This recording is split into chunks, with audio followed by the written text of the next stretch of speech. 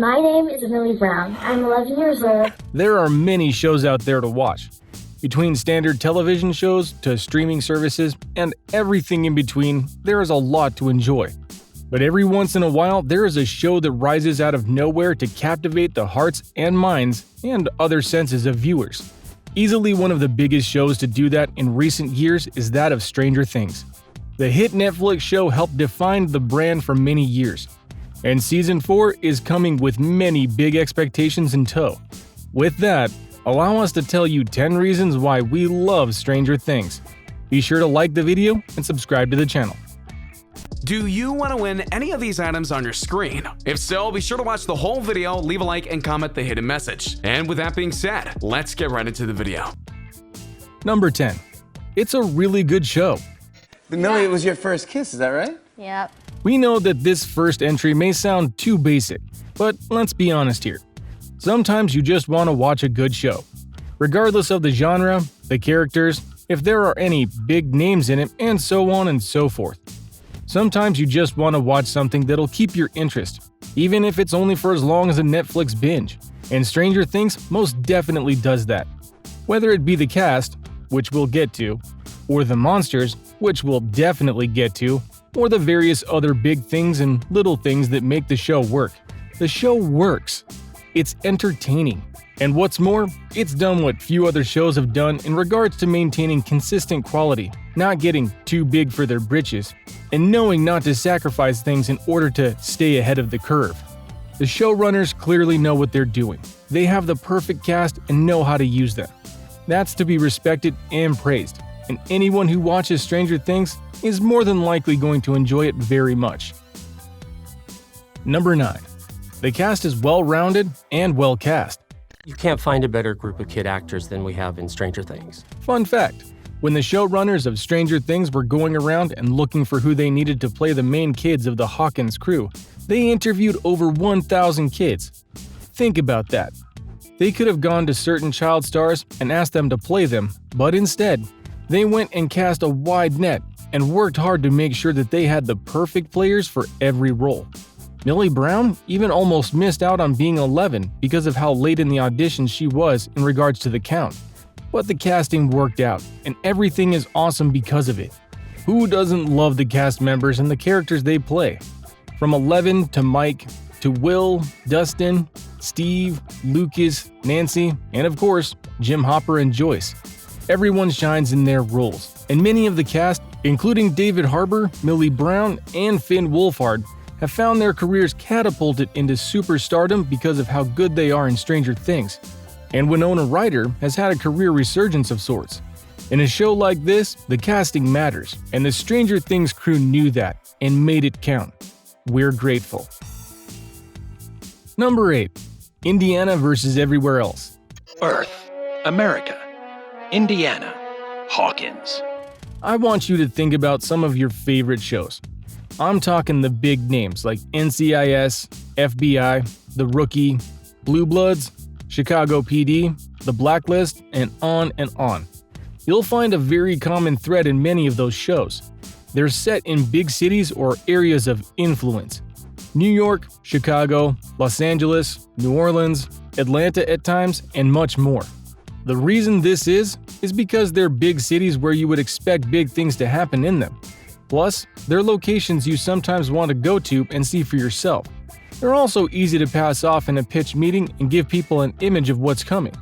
But for Stranger Things, they took the more small-town approach and put the show in the middle of rural Indiana, which we love. It's different and it feels different. This isn't meant to be a place where monsters show up, but it turns out it is. Now, it has places like Starcourt Mall and a pool and such, but that's still a small-town thing compared to the massive cities that most shows try and bank off of. Though, funnily enough, the basis of the show was done off something in the New York area and originally was going to be set there. Thankfully, they changed their minds. Number 7. Nostalgia. Shake it out for me. If there is a word that is meant to convey the feelings of the world in terms of media right now, it's nostalgia. Don't take our word for it. Look at various TV shows and movies and comics and even games that are coming out or have come out recently, The world is craving nostalgia and modern remakes of titles and other things with varying degrees of success. But for Stranger Things, they take it to the next level by going all in on the 1980s references, even making sure they line up the show at times with major releases that happened in that time period. A great example is Season 3, when they set the show in the same year as when Back to the Future came out. They also showed off things like New Coke, referencing countless 80s movies that came out and are going to come out, and so much more.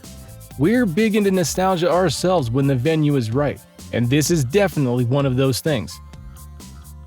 Number 6. The unique monsters.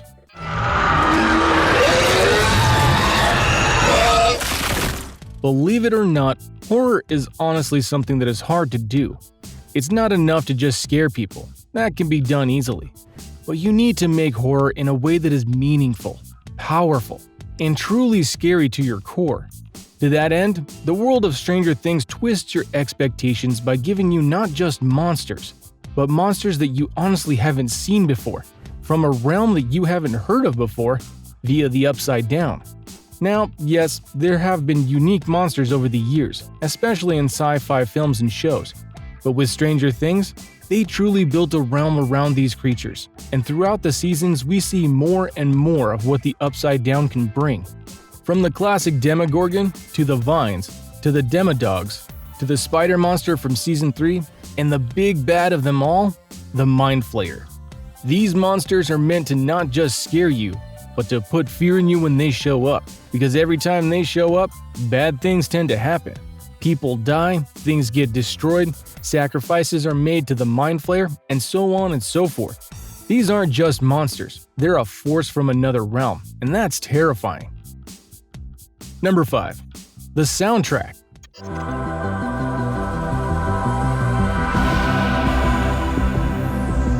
Let's keep it going with the nostalgia and note that the Stranger Things pulled off something really good with their soundtrack.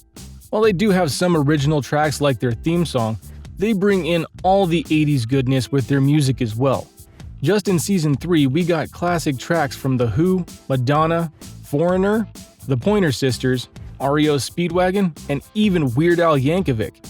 Not unlike a certain Marvel movie, the soundtrack is what keeps fans bobbing their heads as scenes play, and we're grateful for every major track. Number 4. Short seasons. People were really reacting to it in a really positive way, and that I've done a lot of work, and that had never happened to me before. There is a serious problem with television nowadays. There is such a desire for content and to make money off said content that many shows have seasons that are honestly just way too long. We're talking 20 plus episodes of a season. And that sucks because sometimes that means we get pointless filler episodes. But with Stranger Things, not so much. They very much follow the Netflix model of keeping things short, sweet, and to the point. In total, across the first 3 seasons, we have 25 episodes, which is really short. But that also means that the team focuses in on the storyline and makes sure that every episode counts because they literally don't have time for filler. Number 3. The Hawkins Kids. Listen!